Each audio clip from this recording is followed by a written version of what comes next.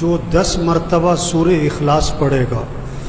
10 مرتبہ، مختصر سا کام، 3 منٹ بھی نہ لگے،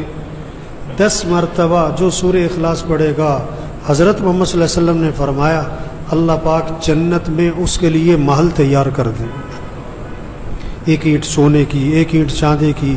گارا مشک کا، گھاس زعفران کی، کنکر موتی اور یاقوت ہوں گے، خوشبوئیں مہکتی ہوں گی، کبھی پرانا بوسیدہ نہیں ہوگا، اس محل کو بنانے والے مستری نہیں بلکہ اللہ ہوگا۔ حدیث میں آتا ہے جو فرض نماز کے بعد آیت الکرسی پڑھے گا، فرض نماز کے بعد آیت الکرسی پڑھے گا، اس کے اور جنت کے درمیان اس کی موت کا فاصلہ ہے، مرتے ہی سیدھا جنت میں جائے گا۔ یہ تو بھائی، تو دنیا میں ہم آخرت کی تیاری کے لیے آئے۔ ہاں، نماز پڑھ رہا ہے، فجر پڑھی، ظہر پڑھی، اللہ فجر سے لے کر ظہر تک کے گناہ معاف کر دے، عصر پڑھی، عصر تک کے معاف، مغرب پڑھی، مغرب تک